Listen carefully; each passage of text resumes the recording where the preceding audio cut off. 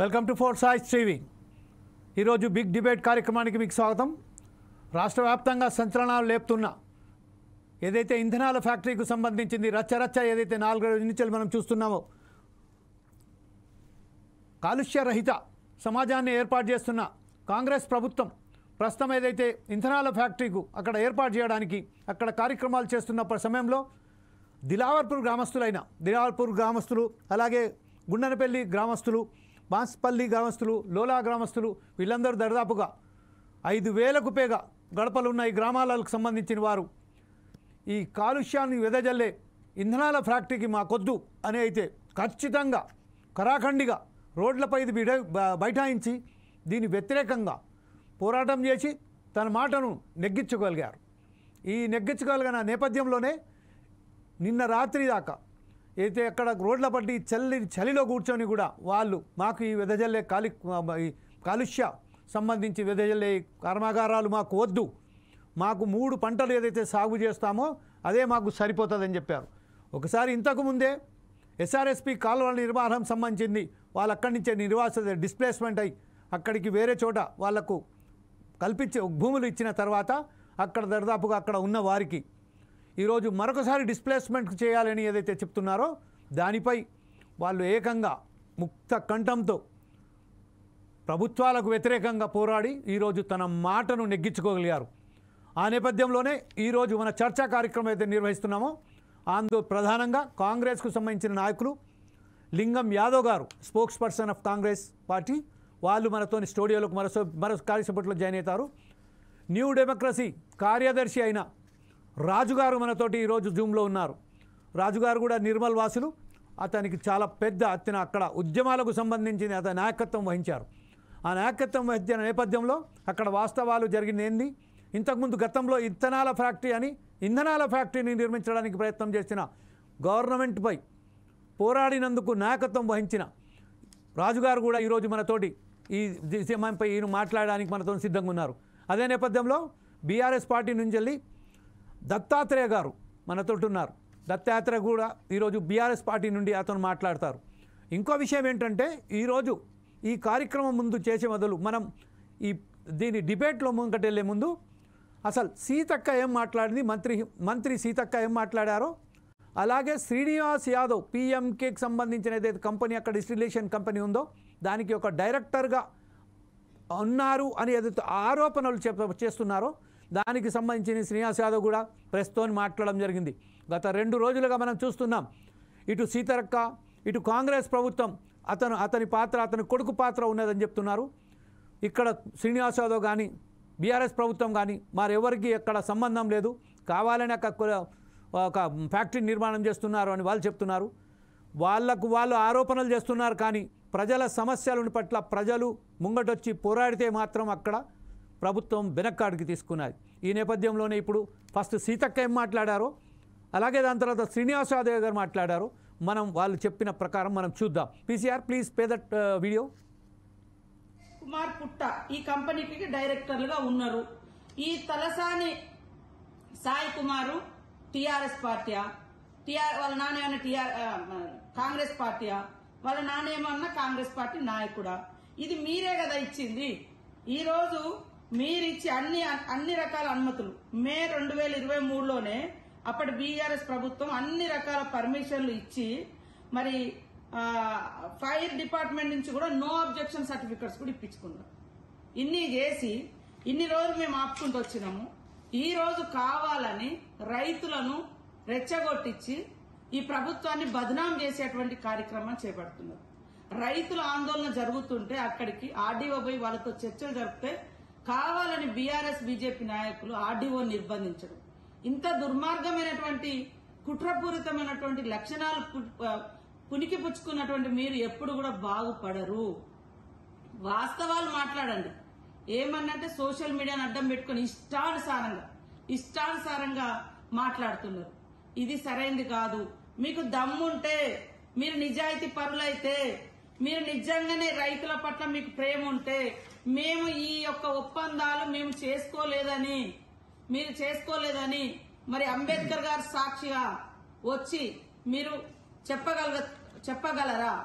లేదా మరి ఈరోజు లక్ష్మీ నరసింహస్వామి టెంపుల్కి వచ్చి చెప్పగలరా మేము పర్మిషన్లు ఇవ్వలేదు, మాకేం సంబంధం లేదని? ఎక్కడికి వచ్చి చెప్పగలుగుతారో మీరు చెప్పండి. కాబట్టి ఈ అబద్ధాల మీద ప్రజల్ని, వాళ్ళ మనోభావాల్ని రాజకీయ ప్రయోజనాల కోసం వాడుకొని ఇవాళ కాంగ్రెస్ ప్రభుత్వం ప్రజా సంక్షేమం కోసం పాటుపడుతుంటే దుష్ప్రచారం చేసి దుర్మార్గంగా కుట్రలు కుతంత్రాలు చేసి ప్రభుత్వాన్ని అస్థిరపరచాలన్నటువంటి విధానాలు. మహేష్ కుమార్ పుట్ట ఈ కంపెనీకి డైరెక్టర్. రైట్. ఇప్పుడు మనం సీతక్క ఏదైతే మాట్లాడారో చూసాం. ప్రశ్న ఉద్దేశించి మాట్లాడుతూ ఏదో దేవాలయాలకు సంబంధించింది, తనకు ఏదైతే రాజకీయ లబ్ధి కోసం పొందిన ఏదైతే భూములు ఉన్నాయో దానికి రాజకీయ ప్రయోజనాల కోసం ఏదైతే కర్మాగారాలు ఫ్యాక్టరీలు నిర్మిస్తున్నారో వారికి సంబంధించిన దేవుళ్ళ మీద ఒట్టులు చేసి ఈ స్వామి మీద ఒట్టు చేయండి, ఈ స్వామి మీద వచ్చి ప్రమాణం చేయండి అనేవాడు ఎంతవరకు సమంజసమో మనకైతే తెలియదు. కానీ ప్రస్తుతం మనం రాజుగారు మనతోటి ఉన్నారు. నిర్మల్లో ఒక ఉద్యమకారుడు రాజుగారు మనతో ఇప్పుడు ప్రస్తుతం అయితే మన దత్తాత్రేయ గారు కూడా బీఆర్ఎస్ నాయకులు అయినటువంటి దత్తాత్రేయ గారు మనతో ఉన్నారు. దత్తాత్రేయ గారికి ముందే వెళ్లే ముందు రాజుగారు మీరు చెప్పండి, అక్కడ ఒక నాయకత్వం వహించిన మీరు ఆ అనుభవాలను చెప్పండి. అసలు వాస్తవానికి ఇంధనాల ఫ్యాక్టరీకి సంబంధించిన మీ దగ్గర ఉన్న సమాచారం ఏంటి, దీన్ని ఎలా విశ్లేషిస్తారు? అందరికి నమస్కారం అండి. ఇది నిర్మల్ జిల్లాకు సంబంధించి దిలార్పూర్ మండలంలో దిలార్పూరు గుండంపల్లి గ్రామాల మధ్య ఇథనాల్ ఫ్యాక్టరీ కోసం అని చెప్పేసి ప్రారంభం చేశారు. ఈ ప్రారంభం చేసిన స్థలం ఏదైతే ఉన్నదో ఇది ఎస్ఆర్ఎస్పి ప్రాజెక్ట్ యొక్క బ్యాక్ వాటర్కు సంబంధించి దాని ఒడ్డు మీదనే ఉంటుంది. ఈ ఫ్యాక్టరీ నుంచి ఆ బ్యాక్ వాటర్కు సంబంధించి 1 కిలోమీటర్ దూరంలో ఈ నిర్మాణం అనేది చేస్తా ఉన్నారు. దీనికి సంబంధించి గత ప్రభుత్వ హయాంలోనే టిఆర్ఎస్ ప్రభుత్వ హయాంలో ఈ భూమి తీసుకోవడం కానీ, భూసేకరణ చేయడం కానీ, ప్రాజెక్టుకు అనుమతులు ఇవ్వడం కానీ ఇవన్నీ కూడా అంతకుముందు ప్రభుత్వం ఉన్నప్పుడే అవి చేయడం అనేది జరిగింది. అదే సందర్భంలో ఈ ప్రాజెక్టు సంబంధించి ఇథనాల్ ప్రాజెక్టు కాదు, ఈ ప్రాజెక్టు సంబంధించి విత్తనాలు ప్రొడ్యూస్ చేసే ప్రాజెక్ట్ అని చెప్పేసి మొదట్లో రైతుల దగ్గర భూమిని సేకరించడం అనేది జరిగింది. ప్రధానంగా ఈ ప్రాజెక్టు సంబంధించి తీసుకున్న తర్వాతనే ఇది ఇథనాల్ ఫ్యాక్టరీ, ఇథనాల్ ఇక్కడ ఉత్పత్తి చేయడం అనేది జరుగుతుంది అని చెప్పేసి తర్వాత రైతులకు తెలియడం జరిగింది. తెలిసిన తర్వాత ఈ ప్రాజెక్టు సంబంధించి ఇది వద్దు, దీనివల్ల అనేక మాకు అనుమానాలు ఉన్నాయని చెప్పేసి రైతులు, ముఖ్యంగా దిలార్పూరుకు సంబంధించిన రైతులు దీని మీద అనుమానం వ్యక్తం చేస్తూ ఇక్కడి నుంచి గతంలో నిర్మించిన మహబూబ్ నగర్ లో నిర్మించిన చిత్తనూరు ఇథనాల్ ఫ్యాక్టరీకి సంబంధించిన దగ్గరికి పోయి అక్కడి రైతులతోటి, భూములు ఇచ్చిన రైతులతోటి, ఆ చుట్టుపక్కల ఇథనాల్ ఫ్యాక్టరీ చుట్టుపక్కల జీవిస్తున్న ప్రజలతోటి, అక్కడ పోరాటం చేస్తున్న రైతులు ఉద్యమకారులతోటి మాట్లాడి రావడం జరిగింది. దాంతో పాటు అక్కడ కింద ఆ ఇథనాల్ ఫ్యాక్టరీ నుంచి బయటకు వస్తున్న మురుగునీరు ఏదైతే ఉందో అది పారే కాలువకు సంబంధించి కాలువలో వాళ్ళు వదిలేయడం జరిగింది. ఆ కాలువ సంబంధించిన చుట్టుపక్కల గ్రామాలకు సంబంధించి కూడా వాళ్ళు పరిశీలన చేసి రావడం జరిగింది. వీటిలో తేలింది ఏంటంటే, ఒకటి గ్రామాలకు సంబంధించి ఫ్యాక్టరీ నుంచి వెలువడుతున్న గాలికి సంబంధించి అసలు ఆ ఊర్ల దగ్గరికి పోతే ఆ ఊర్లో ఎవరన్నా బంధువులు వస్తే 1 గంట పాటు కూడా ఆ ఊర్లో ఉండలేని పరిస్థితి ఆ గ్రామాల్లో నెలకొంది అని చెప్పేసి చెప్పారు.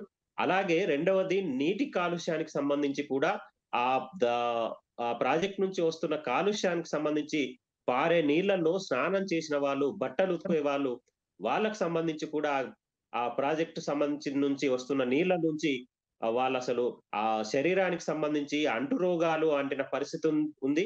అలాగే చర్మవ్యాధులు కూడా వస్తున్న పరిస్థితి ఉంది అని చెప్పేసి అక్కడి వాళ్ళు చెప్పారు. ఒకటి, అలాగే ఆ ఊర్లోకి సంబంధించి గాలి కాలుష్యం వల్ల ప్రధానంగా దాని నుంచి వచ్చే వివిధ రకాల విషవాయువులు ఏవైతే ఉన్నాయో, ఇథనాల్ ని ప్రొడ్యూస్ చేసే సందర్భంలో విడుదలవుతున్న విషవాయువులకు సంబంధించి ఫ్యాక్టరీ వాళ్ళు అక్కడ దాన్ని తోస్తున్న వాటిని బంధించి ఉంచి hello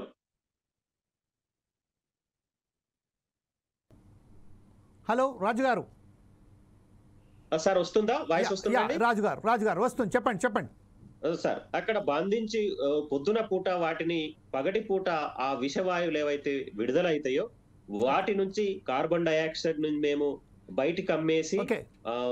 sir me video of అయిపోయింది సార్, మీరు ఒకసారి వీడియో ఆన్ చేయండి ప్లీజ్ రాజు గారు. ఒక్క నిమిషం అండి.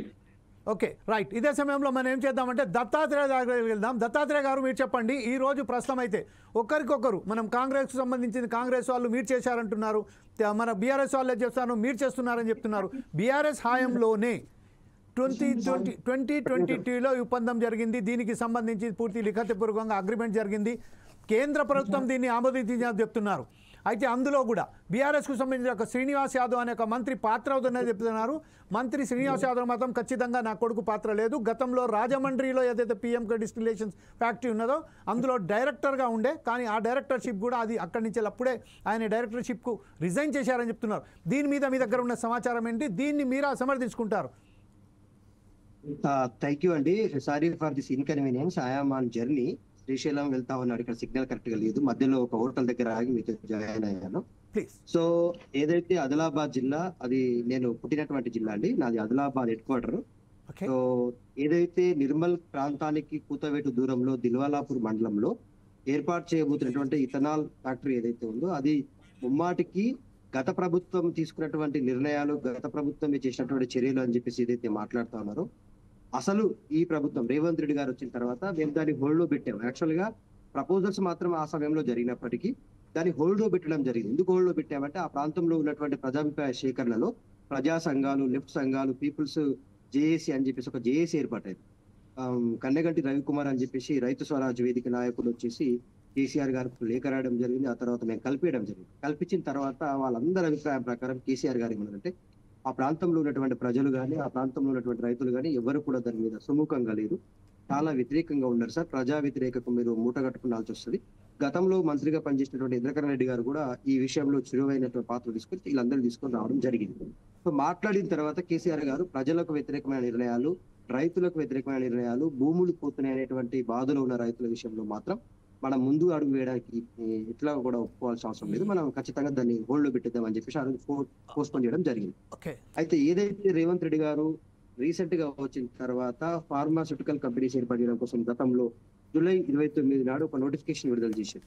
దాంట్లో హకీంపేట్, పోలేపల్లి, తర్వాత ఏదైతే ఇవాళ లఘుచెర్ల అనేటువంటి గ్రామాలకు సంబంధించిన భూములు ఫార్మా కంపెనీస్ ఏ విధంగా అవుతుంది, ఫార్మా విలేజెస్ అని చెప్పేసి ప్రకటించి తర్వాత మొన్న లెఫ్ట్ పార్టీని వెళ్ళి కలిసినప్పుడు అది ఫార్మా విలేజ్ కాదు, అది ఇండస్ట్రియల్ కారిడార్ అని చెప్పేసి మాట మార్చినట్టుగా ఈ ఇథనాల్ కంపెనీ విషయంలో కూడా ఇప్పుడు ప్రస్తుతం అధికారంలోకి వచ్చిన ప్రభుత్వం 365 రోజులు దాదాపుగా ఇంకొక 4-5 డేస్ అయితే మనం కొత్త సంవత్సరం గెలుపుతాం. వాళ్ళు వచ్చి అంటే 1 year పూర్తవుతుంది.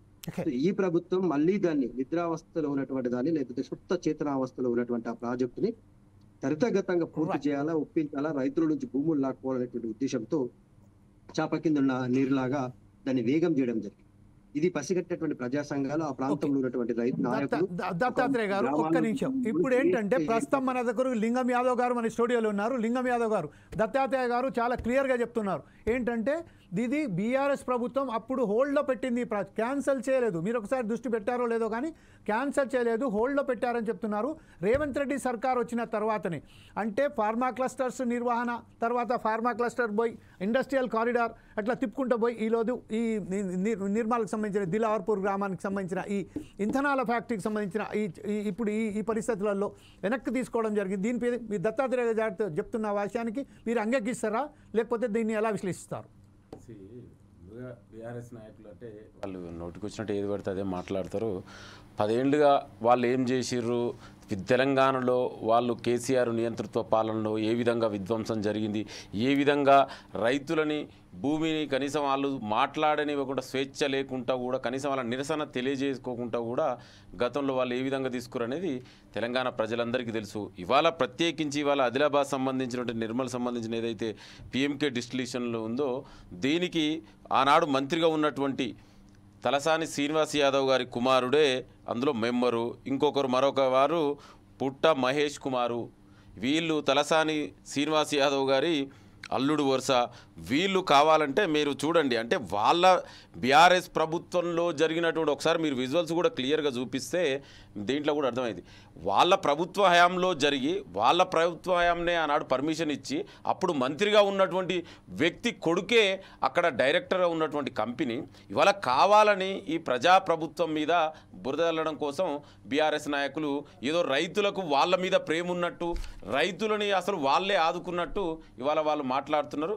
ఇవాళ తెలంగాణ ప్రజలు అందరికీ తెలుసండి, ఇవాళ అందుకే ప్రజా నిర్ణయాన్ని ఏదైతే ప్రజల నిర్ణయాలు అనుగుణంగా ఉంటుందో ఈ ప్రభుత్వం ప్రజల నిర్ణయాల మేరకే నడుచుకుంటుంది. కాబట్టినే ఇది బీఆర్ఎస్ ప్రభుత్వంలో ఇచ్చినటువంటి అనుమతులు, బీఆర్ఎస్ ఆనాడు మంత్రిగా ఉన్నటువంటి కొడుకు డైరెక్టర్ ఉన్న కంపెనీ ఇవాళ కావాలని ఇవాళ అధికారం కోల్పోయిన తర్వాత కేటీఆర్ ఫ్రస్ట్రేషన్లో ఒక సైకలాజికల్ డిజార్డర్, పవర్ అనే ఒక సైకలాజికల్ డిజార్డర్ తోటి బాధపడుతుండు. బహుశా ఆ మాన్యాలు ఏం మాట్లాడుతుండో ఆయనకే తెలియట్లేదు. ఇవాళ చూసాం ఈ ప్రభుత్వం ఎలక్ట్ అయినటువంటి మొదటి నుంచి వరుసగా ప్రభుత్వానికి సలహాలు సూచనలు ఇచ్చేది పోయి ఒక ప్రతిపక్ష నాయకుడు బాధ్యత ఏందండి ప్రజాస్వామ్యంలో? అవి మర్చిపోయి ఎంతసేపు అధికారం కోసమే ఇవాళ ప్రభుత్వం మీద బురద చల్లుతారు. అందుకే ఇవాళ నిన్ననే గవర్నమెంట్ కూడా చాలా స్పష్టంగా రిలీజ్ చేయడం జరిగింది. ఇది కావాలని ప్రభుత్వం మీద బురద చల్లడం కోసమే. ఇవాళ మేము చూసాం మొన్ననే లగచర్ల కూడా ఏ విధంగా ప్రీ ప్లాన్డ్గా ఒక కలెక్టర్ మీద అటాక్ చేయడం జరిగిందో ఇవన్నీ కూడా బీఆర్ఎస్ నాయకులు అక్కడ ఇన్వాల్వ్ అయ్యి ప్రజల పేరు మీద వాళ్ళు ఏదో రెచ్చగొట్టాలని చూస్తున్నారు. ఇవాళ రైతులందరూ కూడా అర్థం చేసుకురు. ఇవాళ నేను ఒకటే చెప్తున్నాండి, ఇవాళ రైతుల గురించి వీళ్ళు మాట్లాడుతున్నారు. ఆనాడు మల్లన్న సాగర్లో భూమి కోల్పోయినటువంటి రైతులకు ఏనాడైనా కనీసం మాట్లాడిరా అండి? ఆనాడు మహిళలు, చిన్నపిల్లలు, వృద్ధులని చూడకుండా ఇండ్లకెంటి బయటికి తీసుకొచ్చినటువంటి సందర్భం గత పాలనలో ఉంది. ఇవాళ అదేవిధంగా ఇదే ఖమ్మంలో రైతులకు బేడీ లేచిన చరిత్ర వీళ్ళది కదా. ఇవాళ బీజేపీ తెచ్చినటువంటి నల్ల చట్టాలకు సపోర్ట్ చేసిన వ్యక్తులు వీళ్ళు కదా. వీళ్ళకి ఏ విధంగా రైతుల మీద ప్రేమ ఉందండి? ఇవాళ ఈ ప్రజాప్రతి మేము రైతులకు అనుగుణంగా వాళ్ళ నిర్ణయాలకు అనుగుణంగా నడుచుకుంటాం, ఇంకా ఏదైనా వాళ్ళకి బెటర్ కాంపెన్సేషన్ ఇవ్వాలంటే ఇస్తాం, అంతే తప్ప మీ స్వార్థ రాజకీయ కోసం మీరు తీసుకొచ్చిన కంపెనీ ఇవాళ ఈ ప్రభుత్వం మీద బురజల్లడం మానుకోండి.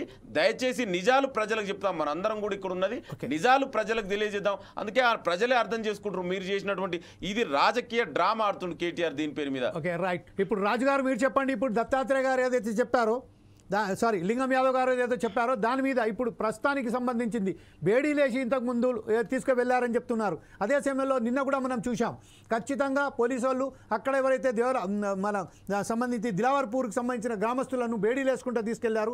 మహిళలను కూడా చూసుకుంటూ తీసుకెళ్తే మహిళలు తన బట్టలతోని తన పిల్లవాళ్ళతోని రాత్రి మగలు అక్కడ ఒక్కసారిగా ఉద్యమం చేపట్టిన తర్వాత ఈరోజు కాంగ్రెస్ ప్రభుత్వం దీనికి వెనక్కి తీసుకున్నది. దీని మీద మీరు ఎట్లా విశ్లేషిస్తారండి? ఐదుగా సిపిఎంఎల్ డి డెమోక్రసీ సెక్రటరీగా. సరే, ఇప్పటికీ నిన్న మొన్న జరుగుతున్న ఉద్యమం ఇది దాదాపు 130 రోజులుగా దీక్ష కూర్చొని చేస్తున్న పోరాటం కావచ్చు. అంతకుముందు దాదాపు సంవత్సరం క్రితం నుంచి కూడా జరుగుతున్న వివిధ రూపాల్లో జరుగుతున్న పోరాటం. దీంట్లో ఏ పార్టీకి సంబంధించి సంబంధం లేదు.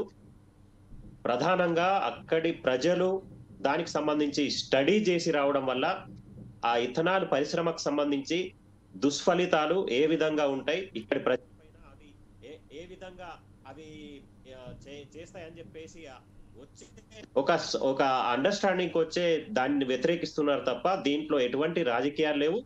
నిన్న మొన్న 2 రోజులకు సంబంధించి ధర్నా నేషనల్ హైవే ని బంద్ చేసిన సందర్భంలో కూడా ఎటువంటి రాజకీయ పార్టీల నాయకులు వచ్చి సపోర్ట్ చేసింది లేదు, ఏమీ లేదు.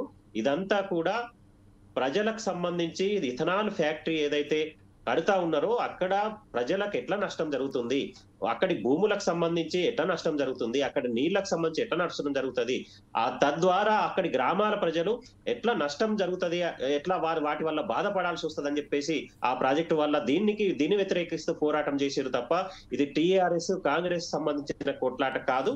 ఇది ప్రజల నుంచి ఏదైతే డిమాండ్ వస్తా ఉందో లేదో ప్రజల అభిప్రాయం ఏదైతే ఉందో దాని ప్రకంగా ఎవరు పాలకులున్నా, అంతకుముందు టీఆర్ఎస్ ఉన్నా ఇప్పుడు కాంగ్రెస్ ఉన్నా, వారు అక్కడి ప్రజల యొక్క అభిప్రాయాలను దృష్టిలో పెట్టుకొని ప్రజాభిప్రాయం మేరకు పాలన చేయాలి అని చెప్పి, కానీ ఇది ప్రజల్లో వీళ్ళు ఇద్దరు కొట్లాడి ప్రజల్ని ముంచే పని చేయొద్దని చెప్పేసి నేను కోరుతున్నా. అక్కడ ప్రజలకు ఓకే, ఇదే విషయంపై ఇంకో విషయం మనకు తెలిసి వచ్చింది ఏంటంటే గతంలో ఒక మంత్రిగా ఉన్న ఒక ఎమ్మెల్యేగా ఉన్న అతను అక్కడ కేవలం 10,000 రూపాయలకు సంబంధించిన ఎకరా తీసుకొని ఈరోజు అదే భూమిని 30 నుంచి 40 లక్షల వరకు 60 ఎకరాల డబ్బుల దర్దాపుగా నాట్ ఎగ్జాక్ట్లీ 60 ఎకరాల నుంచి 70 ఎకరాల వరకు అతను తీసుకొని అక్కడ ఇప్పుడు ఏదైతే ఇంధనాల ఫ్యాక్టరీకి సంబంధించిన అమ్మాడని కూడా ఒక దుష్ప్రచారం నడుస్తుంది. అది కరెక్ట్ అని మీరు భావిస్తున్నారా? నేను అదే అంటున్నాండి, ఇదంతా కూడా బీఆర్ఎస్ ప్రభుత్వంలో జరిగినటువంటి వ్యవహారాన్ని ఇవాళ కావాలని ప్రజాప్రభుత్వం మీద బురద చల్లుతారు. అయినా కూడా ఇవాళ ముఖ్యమంత్రి రేవంత్ రెడ్డి గారి ప్రజాప్రభుత్వం ఇవాళ రైతుల నిర్ణయాల మేరకు వాళ్ళకు అనుకూలంగానే ఇవాళ నిర్ణయాలు జరుగుతున్నాయి. ఇవాళ మీరు చేసినటువంటి దుర్మార్గాలు కదా ఇవాళ ఈ ప్రజాప్రభుత్వానికి అంటగాగుతున్నారు. మీరు గతంలో ఏం చేసిరండి? ఇవాళ కావాలని దయచేసి నేను ఏం చెప్తున్నంటే మీ ద్వారా కూడా దయచేసి ఇవాళ తెలంగాణ ప్రజలు కూడా అర్థం చేసుకోవాల్సిన అవసరం ఉంది. ఆ కంపెనీ ఎవరు, ఆ కంపెనీకి ఇచ్చినటువంటి అనుమతులు ఎవరి హయాంలో జరిగినాయి, ఆనాడు మంత్రిగా ఉన్నటువంటి వ్యక్తి కొడుకే అందులో స్వయంగా డైరెక్టరు. ఇవాళ దయచేసి ఈ ప్రభుత్వానికి ఆ కంపెనీకి ఎలాంటి సంబంధం లేదు. ఇవాళ మీరు అనుకున్నట్టు రైతుల నిర్ణయాల మేరకే నిన్న ప్రభుత్వం కూడా నిర్ణయం తీసుకోవడం జరిగింది. అంటే నేను ఏమంటున్నా అంటే ఇవాళ నిజాలు మనం తెలియజేయవలసిన అవసరం కూడా మన మీద కూడా బాధ్యత ఉంది. ఎస్, ఇవాళ మీరు అన్నట్టు ఏదైతే ఇప్పుడు పెద్దలు చెప్తున్నారు రైతుల గురించి అండి, ఇవాళ దేశ చరిత్రలోనే 18,000 కోట్ల రూపాయలు ఒకేసారి రుణమాఫీ చేసినటువంటి చరిత్ర కాంగ్రెస్ ప్రజాప్రభుత్వానికి. ఇది మా కమిట్మెంట్ రైతుల గురించి. ఇవాళ మేము 500 రూపాయలు బోనస్ రైతులకు ఇస్తున్నాం. ఇదే కాదు, గతంలో కూడా ఆనాడు యూపీఏ ప్రభుత్వంలో కూడా ఒకేసారి 30,000 కోట్ల రూపాయలు రుణమాఫీ చేసిన చరిత్ర కాంగ్రెస్ ప్రజాప్రభుత్వాన్ని. ఇవాళ కాంగ్రెస్ పార్టీ అంటేనే రైతులకు అభివృద్ధి సంక్షేమం కోసం పనిచేస్తుంది. మీరు దయచేసి అబద్ధాలు ప్రచారం మానండి, నిజాలు తెలియజేయండి. ఎస్, ఇంకా మీకు ఏదైనా చేతనైతే ప్రతిపక్ష పార్టీగా మీరు ప్రతిపక్ష నాయకులుగా ఈ ప్రభుత్వం దృష్టికి తీసుకురండి, ఇంకా బెటర్గా మనం ఏం చేద్దామని. అంతే తప్ప దయచేసి ఈ విష ప్రచారాలు మీ యొక్క పేడ్ ఛానల్ ద్వారా మీకున్న పేపర్ ద్వారా ప్రజల్ని కన్ఫ్యూజ్ చేయొద్దని మరొకసారి నేను విజ్ఞప్తి చేస్తున్నాను. అదే విషయంపై ఇప్పుడు శ్రీనివాస్ యాదవ్ గారు ఏదైతే మాట్లాడారో ఒకసారి శ్రీనివాస్ యాదవ్ గారు మాట్లాడారో అది చూసి మన తర్వాత మళ్ళీ లింగయ్య యాదవ్ గారికి మళ్ళీ వద్దాం. మరొకసారి ఆ శ్రీనివాస్ యాదవ్ గారు ఏదైతే మాట్లాడారో అది ప్లే చేయండి ప్లీజ్. పిసిఆర్ ఇది చూపిస్తారు మీకు. నేనన్న బాధ్యత గల ప్రభుత్వం జరుగుతున్న పరిణామాలు ఏంది, రైతాంగం అక్కడ ధర్నా ఎందుకు చేస్తుండ్రు, అక్కడ కంపెనీ రావద్దని వాళ్ళు రోడ్ల మీదకి ఎందుకు వచ్చిండ్రో అది పరిష్కారం చేస్తే బాగుంటుంది. కానీ ఏదో టీఆర్ఎస్ పార్టీనే టార్గెట్ చేయాలి, మమ్మల్నే టార్గెట్ చేయాలి అనే సంకల్పం నిన్న మాట్లాడడం అది మంచి పద్ధతి కాదు. మీరు మాట్లాడేటప్పుడు అన్ని విషయాలు తెలుసుకోవాలి. ఫస్ట్ ఎలిగేషన్ చేసేటప్పుడు మీరు అన్ని విషయాలు తెలుసుకొని మీరు విమర్శ చేస్తే బాగుంటుంది.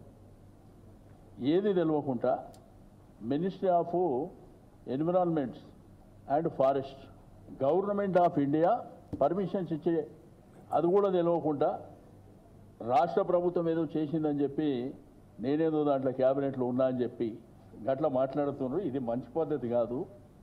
మీరు అందుకే ప్రజలలో అబాస్ పాలవుతున్నారు ప్రతి దాంట్లో కూడా. సవాల్ ఏమంటున్నా, ఏడుకంటే ఆడికి ఎక్కడంటే అక్కడ.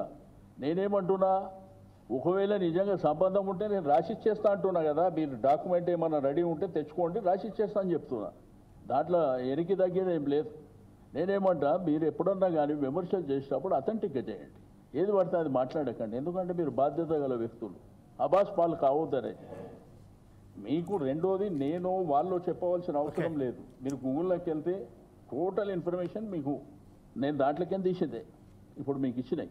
ఇదే పెద్ద సీక్రెట్ కాదు, దాపరికం కాదు, దాచుకునేది కాదు. క్లియర్గా దీంట్లో చూడండి, వాళ్ళు ఎప్పుడు జాయిన్ అయ్యారు, ఎప్పుడు రాజీనామా చేసి పక్కనే ఉన్నది, దాని పక్కనే. అది వర్కౌట్ కాదని చెప్పి తప్పుకుర్రు అప్పుడే. ఇది ఇప్పుడు కాదు, 8 సంవత్సరాల క్రితం. ఇప్పుడు లేటెస్ట్గా జరుగుతున్న డెవలప్మెంట్ గురించి చెప్పమంటే ఈ పనికిరాని అంశాలన్నీ తీసుకొస్తాం. అది ఇవాళ రేపు ఎట్లా అయిపోయిందంటే రాజకీయాలలో ప్రతి అంశంలో కూడా నోన్ పర్సన్ ఉన్నోళ్ళు, ఫెమిలియర్ ఉన్నోళ్ళని టార్గెట్ చేయడం సర్వసాధారణంగా జరుగుతాయి. సరే, అవన్నీ సందర్భం వచ్చినప్పుడు చూపిస్తాం. కానీ ఇప్పుడు ఏంటంటే బాధ్యత గల వ్యక్తులు, నా సలహా, మీరు విమర్శ చేసేటప్పుడు కొంత జాగ్రత్తగా చేయండి, తెలుసుకొని చేయండి. చేయొద్దని నేను చెప్పను, కానీ తెలుసుకొని చేస్తే మేలు కదా. ప్రజల్ని మీరు కన్ఫ్యూజన్లో క్రియేట్ చేస్తూ ఇష్యూ ఒకటి, ఆ ఇష్యూని సాల్వ్ ఎట్లా చేయాలి అది వదిలిపెట్టి డైవర్ట్ చేయడానికి ఇది ఒక పనికిరాని ఎలిగేషన్స్ పెట్టి అది తప్పు కదా.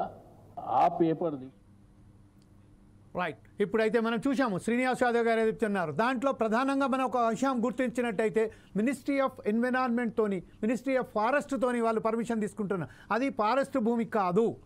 అక్కడి నుంచి వెళ్ళి వాళ్ళు తీసుకున్నది పర్మిషన్ మీరు ఎక్కడి నుంచి వెళ్ళి తీసుకున్నారు? ఫైర్ సర్వీస్ తీసుకున్నారు, ఇంకా మినిస్ట్రీ ఆఫ్ ఎన్విరాన్మెంట్ తీసుకున్నారు, కానీ ఫారెస్ట్ డిపార్ట్మెంట్కి సంబంధించిన భూమి కాదు, అది పట్టా భూమి. ఇంతకుముందు ఎస్ఆర్ఎస్పి కాలువలలో భూములు కోల్పోయిన రైతులకు సంబంధించిన భూములు అవి, ఆ భూములకు సంబంధించింది. ఇంకో విషయం ఏంటంటే నా కొడుకుకు ఎలాంటి సంబంధం లేదు, నా కొడుకు డిస్చార్జ్ చేశారు, ఒకవేళ కనుక ఎవరైనా ప్రూఫ్ చేస్తే నేను రిజైన్ చేస్తానని చెప్తున్నారు. ఆ విషయంపై మీరేమంటారు? నేను అదే చెప్తున్నానండి. ఇవాళ చాలా స్పష్టంగా ఎవిడెన్స్ ఇక్కడ ఉన్నాయి. మీకు కూడా అంటే ఆయన ఇవాళ అధికారం కోల్పోయిన తర్వాత బీఆర్ఎస్ నాయకులు అందరూ కూడా ఏం మాట్లాడుతారో వాళ్ళకే అర్థం కావట్లేదు, ఒక ఫ్రస్ట్రేషన్లో ఉన్నారు. ఇక్కడ చాలా స్పష్టంగా ఉంది సాయి కిరణ్ తలసాని. మరి ఈయన ఎవరండి? మీరు ఒకసారి కూడా జూమ్ కూడా చేసి చూడు, కావాలంటే మీకు కూడా పంపిస్తాం. ఇవాళ తన కొడుకు డైరెక్టర్గా ఉండి ఆనాడు మంత్రిగా ఉన్నటువంటి వ్యక్తి అంటే మనం ఒకసారి బీఆర్ఎస్ పాలన అంతా కూడా అర్థం చేసుకోవచ్చు. వాళ్ళే మంత్రిగా ఉంటారు, వాళ్ళే అది ఎమ్మెల్యే ఉన్నారు, వాళ్ళే పర్మిషన్ తెచ్చుకున్నారు. ఇవాళ మీరు చూడండి మల్లారెడ్డి యూనివర్సిటీకి ఎవరు ఇచ్చారని పర్మిషన్లు? మల్లారెడ్డి మినిస్టర్ ఉండి తెచ్చుకుండు. ఇవాళ తలసాని శ్రీనివాస్ యాదవ్ కొడుకు, తలసాని శ్రీనివాస్ యాదవ్ మినిస్టర్ ఉండు, కొడుకు డైరెక్టర్ ఉన్నాడు, కంపెనీకి పర్మిషన్ తీసుకొచ్చుకుండు. పల్ల రాజేశ్వర రెడ్డి గారు ఆనాడు ఎమ్మెల్సీగా ఉన్నాడు, ఒక యూనివర్సిటీ తెచ్చుకుండు. ఇవన్నీ వాళ్ళ చరిత్ర కదా. ఇవాళ నేనేం వేగ్గా చెప్పట్లేదే. ఇవాళ మల్లారెడ్డి యూనివర్సిటీ ఎవరిని అడిగి చెప్తారు ఎవరి హయాంలో పర్మిషన్లు వచ్చినాయి, ఎవరు ఇచ్చారని. ఇవాళ నేను ఏమంటున్నంటే బీఆర్ఎస్ నాయకులకు బట్టగాల్చి మీడియా అలవాటు, ఏది పడితే అది మాట్లాడి ఈ ప్రభుత్వాన్ని ఏదో బదనాం చేస్తే ప్రజలు ఏదో మాకు మద్దతు ఇస్తారు అనుకుంటారు. కానీ తెలంగాణ ప్రజలు బీఆర్ఎస్ నాయకులను ఎన్నడో మర్చిపోయారు. మీ 10 ఏళ్ల పాలన అంతా అవినీతిమయం, అక్రమాలమయం, land mafia, sand mafia, liquor mafia, telephone scam, అదేవిధంగా ఇవాళ ఈ ఫార్ములా ఈ రేసు, గొర్రెల స్కాము, చేపల స్కాము, విద్యుత్ కొనుగోలు, కాళేశ్వరంలో అవినీతి వాళ్ళు ఒక్కొక్కటిగా బయటకు వస్తున్నాయి. ఆ అవినీతిని మీ బయటపడుతున్న అవినీతిని డైవర్ట్ చేయడం కోసం ఏది పడితే అది మాట్లాడి ఏదో ప్రభుత్వాన్ని మీద బురద చల్లితే మిమ్మల్ని ఏదో ప్రజలు హర్షిస్తారు అనుకుంటే ఇవాళ తెలంగాణ ప్రజలు అందుకే మీకు మొన్న పార్లమెంట్ ఎలక్షన్లో 0 సీట్ ఇచ్చారు. ఇప్పటికైనా మీరు మారండి. ప్రజలు ఏం కోరుకుంటారో దాని గురించి ఒక ప్రతిపక్ష నాయకుడు ఫామ్ హౌస్ నుంచి ఆయన బయటికే రాడు, ఆయన ఫామ్ హౌస్లోనే ఉంటాడు. మరి మన అందరికీ తెలుసు ప్రజాస్వామ్యంలో ప్రతిపక్ష నాయకుడు రోల్ ఏందండి? ఇవాళ మన ఖమ్మం వరదలు వస్తే ప్రతిపక్ష నాయకుడు ఎక్కడుండండి? ఇదే మరి కేటీఆర్ ఇవాళ ఆనాడు పోయి ఏడుండండి వరదలు వచ్చినప్పుడు. అంటే వీళ్ళకి ఎంతసేపు అధికారం కావాలి తప్ప తెలంగాణ సమస్యలు. నేను ఒకటే సూటిగా ప్రశ్నిస్తాండి, మీకు తెలంగాణ ప్రజల మీద ప్రేమ ఉంటే మీరు మంత్రులను కలుసుకోండి. ఇది ప్రజాస్వామ్యబద్ధంగా. మీరు ఏనాడు కలవలే ఆనాడు మంత్రుల్ని, మీ ఓన్ మంత్రులనే ఆనాడు కలవలే, ఎమ్మెల్యేలు మీరు కలవలే. ఇవాళ ఈ మంత్రులు అందుబాటులో ఎవరు? మీరు ముఖ్యమంత్రిని కలవండి, సమస్య ఏదైనా ఉంటే చెప్పండి, తీర్చడానికి ఈ ప్రజాప్రభుత్వం సిద్ధంగా ఉంది. ఏమైనా సలహాలు సూచనలు అంతే తప్ప ఏది పడితే ప్రభుత్వం ఏ కార్యక్రమం చేసినా కూడా విమర్శించడమే పనిగా పెట్టుకుర్రు. అందుకే ఇవాళ తెలంగాణ ప్రజలు కూడా మేము ఈ పార్టీని మిమ్మల్ని ఫామ్ హౌస్కే పరిమితం చేస్తాం. యాదవ్ గారు, ఇంకొక విషయం ఏంటంటే ఇప్పుడు ప్రస్తుతం ఏదైతే తాత్కాలికంగా ఈ పనులు నిలిపించారని చెప్తున్నారు, ఈ తాత్కాలికంగా దీన్ని పర్మనెంట్గా మూసేస్తున్నారా, లేకపోతే దీన్ని వేరే చోట ఎక్కడైనా మార్చడానికి మనం కాంగ్రెస్ ప్రభుత్వం చేస్తుందా? ఎప్పుడైతే రాష్ట్రం మొత్తంలో ఫార్మాస్యూటికల్ కంపెనీస్కు సంబంధించి కాలుష్య రహిత చేద్దామనే ఒక దృక్పథంతోనే ఉన్నారు కాబట్టి నిన్న చూస్తున్నాం మనం. ఏదైతే ఇప్పుడు మనం లగచర్లలో చూసాము, అంత పెద్ద గొడవ జరిగింది. ఆ గొడవ జరిగిన తర్వాత కూడా దానికి సంబంధించింది ఇప్పటిదాకా ఒక స్పష్టమైన హామీ ఇవ్వడం జరగలేదు. ఈరోజు కూడా నిన్న కలెక్టర్ వచ్చి మాట్లాడారు, మేము రేవంత్ రెడ్డి గారితో మాట్లాడాం, ఖచ్చితంగానే హామీ ఇచ్చారని సీతక్క మాట్లాడుతుంది. కానీ దానికి పర్మనెంట్గా సొల్యూషనా లేకపోతే తాత్కాలికంగానా? అండి ఇవాళ ప్రజలకు ఏదైతే నిర్ణయాలు అనుకుంటారో వాళ్ళ అభిష్టం మేరకి ప్రజాప్రభుత్వం ముందుకెళ్తుంది. ఈ గతంలో లెక్క నియంత కేసీఆర్ నియంత పాలన లెక్క ఫామ్ హౌస్ లో కూర్చొని తన ఏది అనుకుంటే అది జరగడానికి లేదు. డెఫినెట్ కూడా అందరి ప్రజలు, రైతులు, అక్కడ ఉన్నటువంటి వ్యక్తులు అందరితో మాట్లాడే ప్రజాభిష్టం మేరకి ఇక్కడ నిర్ణయం జరుగుతుంది. అయితే నేను ఏమంటున్నానంటే లగచర్ల జరిగింది కూడా దాంట్లో ఈ కుట్ర కోణం ఉంది, దాన్ని మనం అర్థం చేసుకోవాలి. ఆ కాన్స్పరెన్సీ థియరీ ఉంది. ఏదైతే బీఆర్ఎస్ నాయకులు అధికారం కోల్పోయిన తర్వాత కేటీఆర్ ప్రత్యేకించి ఒక పవర్ అంగ్రీ కోసం ఇవాళ ఆయన పాకులాడుతున్నాడు. దాంట్లో భాగంగానే అక్కడ ఉన్నటువంటి గతంలో ఎమ్మెల్యే పనిచేసిన నరేందర్ రెడ్డి ద్వారా అక్కడ ఉన్నటువంటి స్థానిక వ్యక్తి అయినటువంటి ఒక సురేష్ ఆయన ద్వారా ఇది కలెక్టర్ మీదనే మనం చూసాం. కలెక్టర్ మీద ఏ విధంగా దాడి జరిగిందనేది, కర్రలు, రాళ్ళు, కారం పొడి కూడా. ఇది ప్రజాస్వామ్యంలో నిరసన ఎవరైనా తెలియజేయొచ్చండి. బట్ నిరసన తెలియజేయడం కూడా ఒక పద్ధతి ప్రకారం జరగాలి. అంతే తప్ప కర్రలు, రాళ్లతోటి, కారం పొడితోటి ఇవాళ కలెక్టర్ మీద అటాక్ చేస్తాము, ఇవాళ ల్యాండ్ ఆర్డర్ని చేతిలో తీసుకుంటామంటే డెఫినెట్ కూడా ప్రభుత్వం ఆలోచిస్తుంది. ఆలోచిస్తుంది. నేనేమంటున్నా అంటే అక్కడ ఉన్నటువంటి లగచర్లలో 90% రైతులు అక్కడ ల్యాండ్ ఇవ్వడానికి సిద్ధంగా. ఇంకొకటి అది ఫార్మా కంపెనీ కాదు, ఇదే ఈ తెలిసి తెలియక ఏది పడితే అది విష ప్రచారం చేయడమే బీఆర్ఎస్ పానిగా పెట్టుకుంది. అదొక ఇండస్ట్రియల్ జోను. అంటే అక్కడ ఇండస్ట్రీ అంటే ఒక ఫార్మా అనే రాదండి. దయచేసి మీరు ఇదే బీఆర్ఎస్ నాయకులతో ఏంటంటే ఒక మిస్ప్రజెంటేషన్ చేసి మిస్ఇన్ఫర్మేషన్ స్ప్రెడ్ చేయడంలో వాళ్ళకు, ఎందుకంటే వాళ్ళకు ఉన్నటువంటి వాట్సాప్ ఛానల్ ద్వారా, వాట్సాప్ యూట్యూబ్ ఛానల్ ద్వారా వాళ్ళు అది చేస్తుంటారు. అది ముఖ్యమంత్రి గారు చాలా స్పష్టంగా చెప్పారు, తెలంగాణలో నలువైపులా అభివృద్ధి చెందాలి. తెలంగాణ అంటే ఒక హైదరాబాద్ ఒక ప్రాంతమే అభివృద్ధి చెందితే ఇది భవిష్యత్తులో ప్రాంతీయ అసమానతలు వస్తాయి, రీజనల్ డిస్పారిటీస్ వస్తాయి. దీన్ని మనం తగ్గించాలని వెనుకబడిన ప్రాంతాలు కూడా డెవలప్ అయిన ప్రాంతాలతో సమానంగా అభివృద్ధి చెందాలనే ఉద్దేశంతో ఒక ఇండస్ట్రియల్ జోన్ ఏర్పాటు చేయడం జరిగింది తప్ప దయచేసి దాన్ని ఫార్మా అని ఇంకేదో జరుగుతుందని దయచేసి ప్రజలను ఆ విధంగా మిస్ఇన్ఫర్మేషన్ చేయకండి. డెఫినెట్ కూడా, ఎందుకంటే ముఖ్యమంత్రి కాదు ఒకటే ఉద్దేశం అండి, అన్ని ప్రాంతాలు సమానంగా అభివృద్ధి చెందాలి, అప్పుడే తెలంగాణ అభివృద్ధి చెందినట్టు తప్ప ఒక ప్రాంతంలో ఒక హైటెక్ సిటీ అభివృద్ధి చెందితే, ఒక గచ్చిబౌలి ఇండస్ట్రీస్ వస్తే మిగతా ప్రాంతాలన్నీ వెనుకబడితే అది డెవలప్మెంట్ కాదు అనే ఉద్దేశం తప్ప దయచేసి ఎక్కడ కూడా ఈ బీఆర్ఎస్ ప్రచారం ఏంటంటే ఇది ఒక విష ప్రచారం చేయడంలో వాళ్ళు దిట్ట. అక్కడ ఉన్నది జరిగింది వేరు, జరిగి ఇక్కడ వీళ్ళు చెప్పే స్ప్రెడ్ వేరు. అందుకే ఇవాళ రైతులే మొన్న ఇదే సబితా ఇంద్రెడ్డి గారు అక్కడికి వెళ్తే ఏమన్నారండి, అక్కడ ఉన్నటువంటి రైతులు మహిళలే ముందుకొచ్చి అలా స్పష్టంగా చెప్పారు, సురేష్ అనే వ్యక్తికి ఇక్కడ సంబంధం ఏది లేదు, అసలు ల్యాండే ఆయనకి ఇక్కడ లేనే లేదు. అంటే మనం చాలా స్పష్టంగా అర్థం చేసుకోవచ్చు ప్రభుత్వం మీద ఒక కుట్ర జరుగుతుంది, బీజేపీ బీఆర్ఎస్ రెండు కలిసి. అయినా కూడా ప్రజలు అర్థం చేసుకురు, డెఫినెట్ కూడా వాళ్ళని తిప్పికొట్టురు. ప్రజలకు ఏమి కావాలో మాకు తెలుసు, ప్రజల్ని ఏ విధంగా ఆదుకోవాలో మాకు తెలుసు, ఎందుకంటే ఇది ప్రజాప్రభుత్వం అండి. ఒక విషయం ఏంటంటే ఇప్పుడు ప్రస్తుతం ఏదైతే ఉన్నదో ముచ్చర్లలో ఫార్మాసిటీ ఏర్పాటు చేశారు కదా, అక్కడ దాదాపుగా 12,000 ఎకరాలకు సంబంధించింది అక్కడ అది ఫార్మాస్యూటికల్ దానికి సంబంధించిన ఒక ప్రత్యేకమైన ఒక హబ్గా ఏర్పాటు చేశారు కదా. చేసిన తర్వాత అదే ఫార్మాస్యూటికల్ కంపెనీస్ కానీ లేకుంటే ఫార్మా క్లస్టర్సే కానీ ఇప్పుడు ప్రస్తుతం అయితే ఏదైతే అన్డెవలప్డ్ ఉన్నదో అక్కడనే మనం ఒక దృష్టి సారించి అక్కడ డెవలప్ చేసిన తర్వాత ఇటు వస్తే బాగుంటుండే కదా. కాకపోతే ఏంటంటే ఇండస్ట్రియల్లో మనం ఫార్మా కంపెనీలకు బదులు ఏదైతే కాలుష్యాన్ని వెదజల్లుతాయో ఆ కంపెనీలకు బదులు ఒక ప్రొడక్టివిటీ కంపెనీస్ ఎందుకు పెడతలేము? అందుకే అండి ఇవాళ మీరన్నట్టు ముచ్చర్లో ఒక దగ్గరనే కాదు, ఎందుకంటే హైదరాబాద్లో ఒక ప్రాంతంగా తెలంగాణ నలువైపులు అభివృద్ధి చెందాలి. ఇవాళ అక్కడ ఒక 4th సిటీ, ఎందుకంటే ఇవాళ మనకు తెలుసండి గ్లోబలైజేషన్లో భాగంగా ఇవాళ సిటీలు చూస్తున్నాం, ముంబై లాంటి నగరం, అదేవిధంగా ఢిల్లీ లాంటి నగరం. ఒకటే నగరం మీద బర్డెన్ ఎక్కువ పడడం వల్ల ఇవాళ భవిష్యత్తులో ఆ నగరంలో నివసించాలంటేనే చాలా దుర్భానకమైనటువంటి పరిస్థితులు. ఇవాళ మీరు ఢిల్లీ చూడు బెస్ట్ ఎగ్జాంపుల్. ఇవాళ ఢిల్లీ మీద బర్డెన్ పడడం వల్ల ఢిల్లీలో ఇవాళ ప్రజలు నివసించడానికి చాలా ఇబ్బందికర పరిస్థితి ఉంది. రేపు ఈ పరిస్థితి హైదరాబాద్ కూడా రాకుండా ఉండడం కోసం అంటే ఒక ప్రభుత్వం, ముఖ్యమంత్రి రేవంత్ రెడ్డి గారు ఒక దూరదృష్టితో ఆలోచించి ఇవాళ ఒక 4th సిటీని కూడా అక్కడ ఏర్పాటు చేయాలనే ఉద్దేశంతో అక్కడ 4th సిటీని ఏర్పాటు చేయడం జరుగుతుంది. రాజుగారు కూడా ఉన్నారు. రాజుగారు మీరు చెప్పండి, ఇప్పుడు మన లింగం గారు అయితే చెప్తున్నారో, లింగం యాదవ్ గారు అంటే 4th సిటీని ఒక హైదరాబాద్ సిటీని డెవలప్ చేయడే ప్రధంగా అంటే నలుదిక్కల నుంచి వెళ్ళి తీసుకొస్తామని చెప్తున్నారు. కాకపోతే ఏంటంటే చాలా లింగం యాదవ్ గారు కూడా ఈరోజు స్పష్టంగా చెప్పలేకపోతున్నారు. ఏంటంటే మనము ఫార్మా కంపెనీస్కు కాకుండా ఇండస్ట్రియల్ డెవలప్మెంట్కు ఇండస్ట్రియల్లో వస్తుందని చెప్తున్నారు. కాకపోతే ఫార్మాస్యూటికల్స్ మొత్తం కంప్లీట్గా that is different part from the industrial. So ఈ విషయంలో సిపిఎంఎల్ న్యూ డెమోక్రసీ సెక్రటరీగా మీరేమంటారు, ఏకభవిస్తారా లేకపోతే దీన్ని అఫ్కోర్స్ మనకు కావాల్సిందల్లా ఇండస్ట్రియల్స్ కావాలి, మన యువతకు ఉపాధి కలగాలి.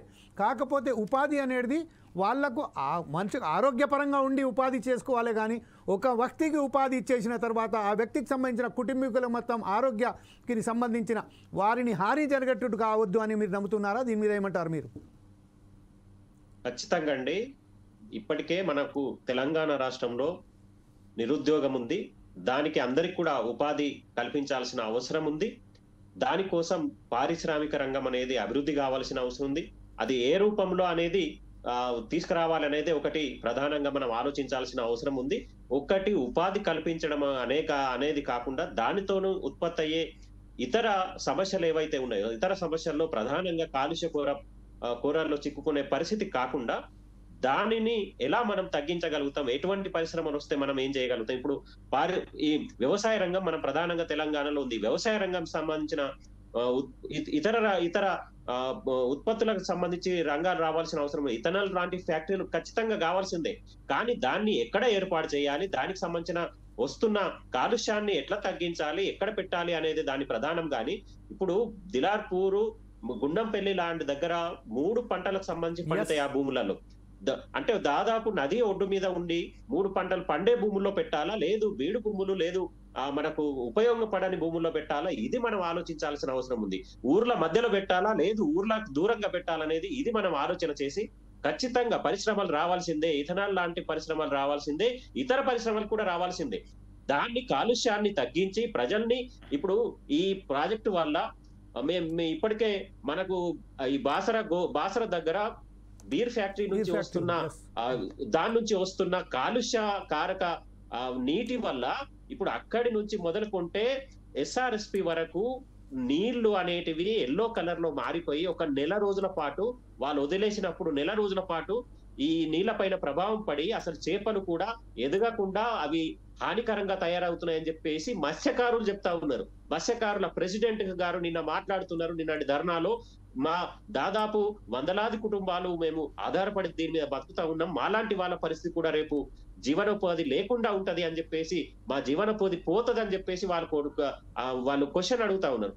మరి ఇట్లాంటి వాటికి కూడా మనం సమాధానం చెప్పాల్సిన అవసరం ఉంది. ఆ నీళ్లు ఏవైతే కాలుష్యం అవుతా ఉన్నాయో రేపు ఎస్ఆర్ఎస్పి నీళ్లే ఇక్కడ నుంచి నిజామాబాద్, అక్కడ నుంచి ఆదిలాబాద్ 150 కిలోమీటర్ల వరకు తాగడానికి నీళ్లు మరి ఎస్ఆర్ఎస్పి నుంచి తీసుకుపోతున్నప్పుడు ఎస్ఆర్ఎస్పిలో ఈ కాలుష్యానికి సంబంధించిన మురికి నీళ్లు దాంట్లో వదిలేస్తే మరి ఆ నీళ్లను మనం తాగగలుగుతామా? తాగిన వాళ్ళ పరిస్థితి రేపు ఎలా ఉంటుంది? ఒక స్నానం చేస్తేనే మనకు శరీరంలోకి సంబంధించిన ఎలర్జీస్ వస్తున్న పరిస్థితుల్లో మరి తాగిన వాళ్ళ పరిస్థితి ఏమవుతుంది అని చెప్పేసి ఇది మనం ఆలోచించాల్సిన అవసరం ఉంది అని చెప్పేసి నేను అడుగుతున్నా సార్. చెప్పండి. నేను అదే చెప్తున్నాండి, ఇవాళ ప్రభుత్వం ఇప్పుడు వాళ్ళు చెప్పిందైనా ఎవరైనా డెఫినెట్ కూడా గ్లోబలైజేషన్లో భాగంగా ఇండస్ట్రీస్ రాకపోతే ఇవాళ ఏ రాష్ట్రమైనా దేశమైనా అభివృద్ధి జరగదు. మేమేమంటున్నాం అంటే మాకు తెలుసు ఇవాళ గ్రీన్ ఫార్మా కంపెనీ ఏర్పాటు చేయడమా, ఇవాళ ఆల్టర్నేటివ్ ఇంకే ఏ విధంగా ఇవాళ కాలుష్యాన్ని తగ్గించడం కోసం దాన్ని డెఫినెట్ కూడా ఆలోచిస్తాం. అసలు ఫార్మానే వద్దంటే మరి ఇవాళ ఈ దేశంలో ఇవాళ రాష్ట్రానికి ఉన్నటువంటి కంపెనీలు కూడా ఆలోచిస్తలే. మేము అదే చెప్తున్నాం అండి, మా ప్రభుత్వం దూరదృష్టిని కూడా మీరు అర్థం చేసుకోండి. డెఫినెట్ కూడా మేము ఎక్కడో కావాలని ప్రజల భూమిని బలవంతంగా మేమే ఎక్కడ గుంజుకోవట్లేదే. ఇది గత ప్రభుత్వం లెక్క టీఆర్ఎస్ ప్రభుత్వంలో చేసినట్టు ఈ ప్రభుత్వం చేయట్లేదే.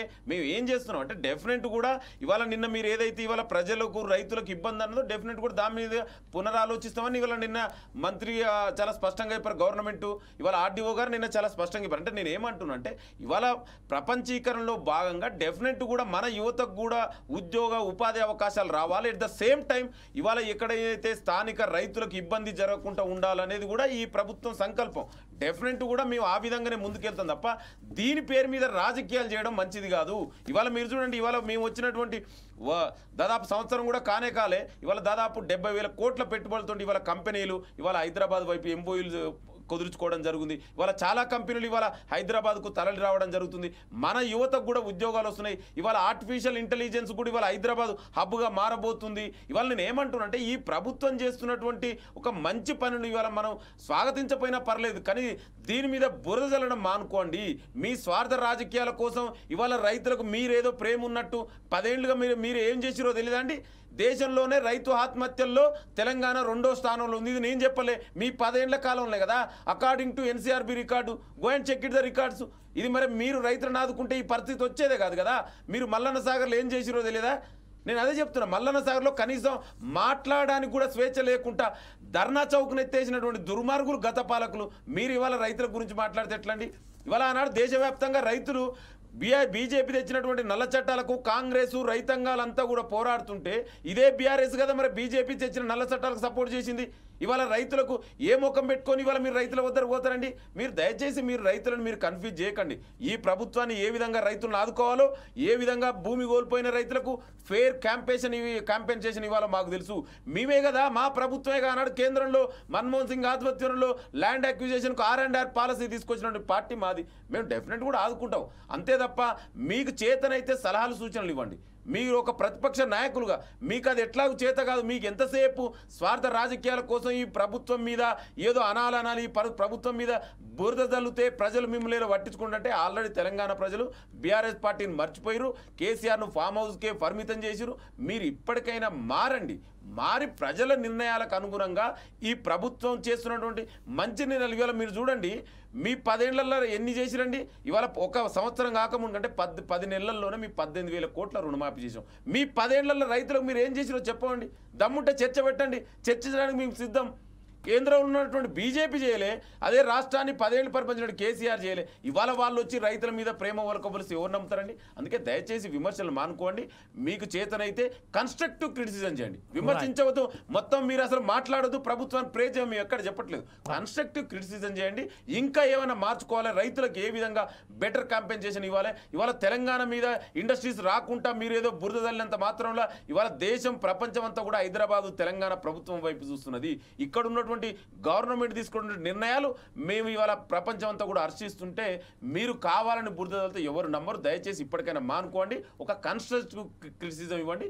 డెఫినెట్ కూడా ఏదైనా ఈ రోజు ఫోర్స్ ఐస్ టీవీ కార్యక్రమంలో ప్రధానంగా ఏదైతే ఉన్నదో దిలావర్పూర్ గ్రామస్తులు ఏదైతే కొట్లాడి వాళ్ళు ఒక తనకు సంబంధించిన ఇథనాల ఫ్యాక్టరీ వద్దు, మాకు వేరే ఏమన్నా పరిశ్రమలు వేస్తే కూడా మేము ఆహ్వానిస్తాం, కానీ ఇలాంటి కాలుష్యం వెదజల్లే ఫ్యాక్టరీలకు మాత్రం ఎట్టి పరిస్థితుల్లో అనుమతించాం అని ఒక 130 రోజులుగా నిరాహారాలు దీక్ష చేస్తూ లాస్ట్కు రోడ్లపై పడి అక్కడి నుంచి వెళ్ళి వాళ్ళు ప్రభుత్వాన్ని తలవంచేటట్టు చేసి ఈరోజు ఆ ఫ్యాక్టరీని అక్కడి నుంచి వెళ్ళి తరలించడం జరిగింది. తాత్కాలికంగా లేకుంటే దాన్ని శాశ్వతంగా ఇంకా తేలవలసినది. కాకపోతే ఇక్కడ చింతలనారు మనం చూసాం, ఏదైతే ఇక్కడ ఫ్యాక్టరీ ఓపెన్ చేసిన తర్వాత అక్కడ ఎంతవరకు విషం జల్లుతున్నదో అక్కడ దానికి యూనిట్కు సంబంధించిన ఇంకా దర్దాపుగా ఏదైతే అక్కడ పరిస్థితులు ఉన్నాయో మనం చల్లారా చూస్తున్నాం. ఈ నేపథ్యంలోనే ఈరోజు మూసా నదికి సంబంధించిన ప్రక్షాళనకు సంబంధించిన కూడా అక్కడ ఎంతవరకు నిన్నగాక మొన్న ఒక కంపెనీ, ఒక కెమికల్ కంపెనీ తన సొంత పైప్ లైన్ పెట్టి మూసా నదిలో అది విషం ఎదజల్లే విజువల్స్ కూడా మనం చూసాం.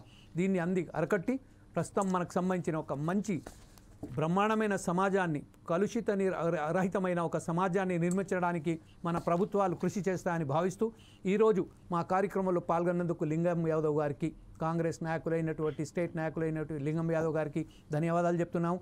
అలాగే సిపిఐఎంఎల్ న్యూ డెమోక్రసీ నాయకుడైనటువంటి రాజు గారికి ధన్యవాదాలు చెప్తున్నాం. అలాగే దత్తాత్రేయ బీఆర్ఎస్ఎన్ నాయకులు ఏవైతే ఉన్నారో వారికి కూడా ధన్యవాదాలు చెప్తున్నాం.